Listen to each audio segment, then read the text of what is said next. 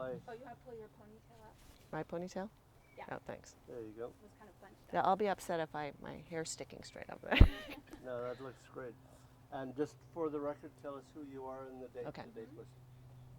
So I'm Nisa Fury, and it is June 2nd, 2013. We're at the Edna McGuire Garden. Okay. Can you tell me some experiences in the garden that and why you're passionate about the garden? Well, it's funny because I'm sitting here. My daughter is now 12. We came here. One of the reasons we picked this school was because when we looked at all the public schools in Mill Valley, we saw this amazing garden. At the time, it was very wild and overgrown. And parents were asked to volunteer the summer before we started, just coming and taking turns watering the vegetables, and it was just this magical place. And I thought, this is what I want my daughter to be able to experience as part of her, early school years. So we came, and things couldn't have worked out better because she just loved it. And she had teachers who really used the garden and brought the kids out, used it as part of the curriculum, whether they were counting seeds or learning about the rhythms of nature. They were constantly bringing them out here. And as a parent, I was so excited because my daughter, even in first and second grade, was coming home and explaining how it was the right time to plant fava beans and, how to eat certain flowers they could eat, and this interest grew and grew, and now it's one of Madeline's biggest passions in life, is that she's a real gardener, and she's now in middle school, and she's on the garden club at her middle school, and she keeps saying she wants a farm when she grows up, and she's very interested in planting, and it's really totally enhanced her life. So it all began here in this garden, and we really couldn't be happier that we came to Edna McGuire. Oh, Academy Award right now. Okay, that's great. Wait, we also want to. Okay. She's telling me to sit up straight. I'm always telling her. And so can I say a little bit about Lee Budish when she? Yeah. Because it shifted over. Okay. Okay. All right. Just give me a little lead time. What did you want to ask me, Ronnie? I didn't mean to cut you off. I'll say what was I had it in my head. Yeah, sorry, I just cut you off. Inspiration. Yeah, was there any particular person that inspired you to go into the garden and get involved with the garden? Okay. You know the expression 3, 2, and then you go, right? Yeah. Okay. On 3, 2. Was there any specific person that inspired you to get involved in the garden? Well, it was interesting because the garden was really beautiful when we first came that first year, but it was very sort of wild and overgrown. A lot of gophers were stealing all the kids' vegetables. And then suddenly on the scene arrives this fountain of energy, Lee Budish, who somehow in a couple of months organized a whole committee of parents. Everybody was volunteering their time and money, and the garden literally transformed to what you kind of see now with raised flower beds, irrigation system, this beautiful reading circle.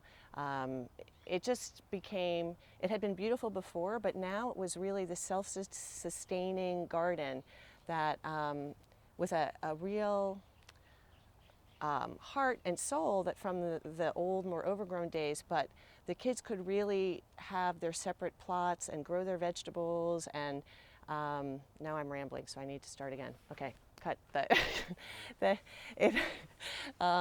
So once Lee got it more organized, it actually gave parents more of an opportunity to volunteer in the class and be more part of the garden because they were sort of set jobs that they could do. And I saw then that there was a real validity to the approach too of, I can't even figure out what I want to say about this. How you guys know, because you were there at the time.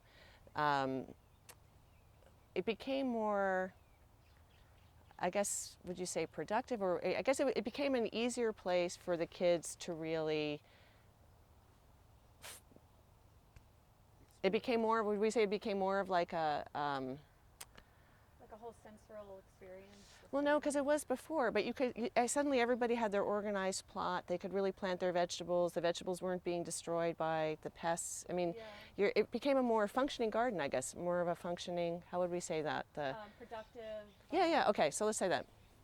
So once Lee got everybody so organized, we had a stronger parent volunteer group.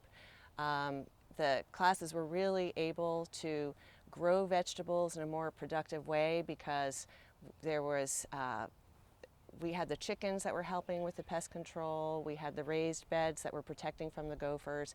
So the kids could even get that much more out of their whole experience in the garden because they were actually able to harvest these amazing fruits and vegetables every year, which was great. Sorry, say that I'm the gonna second ask you part about- didn't get the Academy Award. No, it's good. No, this is fabulous. Let's talk about going down to The school board. the school board. That's what I was just gonna That, do. Okay. that little experience, okay? That was weird. You just picked it. Sorry, okay. Okay. Okay, you ready? Can you tell me a little bit about your experience with the school board? Well, I remember in second grade there were some issues because we had a lot of money raised and plans to move ahead, and there were some issues politically with what could get done, what couldn't get done in the district. And so in second grade, Mrs. Morgan and Madam was in second grade with Mrs. Morgan at the time, and some other teachers and a lot of parents and kids, we actually all went to the school board, and we had a giant scroll that we unrolled in front of the school board, and all the kids who loved the garden signed it, and asking the school board to please support the garden and support the changes in the garden. So I felt as a parent that that was a really sort of just inspiring moment that so many people in the parent community and so many children were able to get together, you know, and in front of the school board and help to get things done. What were the results of you going to the school board? Honestly, I don't know. Oh. I mean, I guess the truth of the matter is, so I guess the results were, because it's a tricky issue because there continued to be a lot of pushback against it. But I think it was the first step in, how could you say that in a diplomatic way? I guess there's always going to be issues with, you know, in a public school environment, there's always going to be sort of bureaucratic hurdles that may restrict what can be done. But I think the fact that we all went to the school board, the district really learned how important the garden was to our community. And it was certainly one step towards making sure that with the new building of the school, they were going to make sure that the garden was going to have its place. And it wasn't something that could be steamrolled over. And even though I'm sad that the garden's going to be rearranged, I'm so happy that the garden is being saved and incorporated into the new school, because it would have been such a terrible loss to the whole community if it had been just used as a field in the new school. And did you have the support of the principal as well? Back then? Yeah. See, I think that's a tricky issue to talk about. is. I don't Is want to. it? Yeah, because Lisa was really stuck in the middle. I don't know, Ken, you remember? It was really Yeah, I do. messy. And I think, you know, You can't really talk about it too I'm much. just going to turn off the camera right now. Yeah.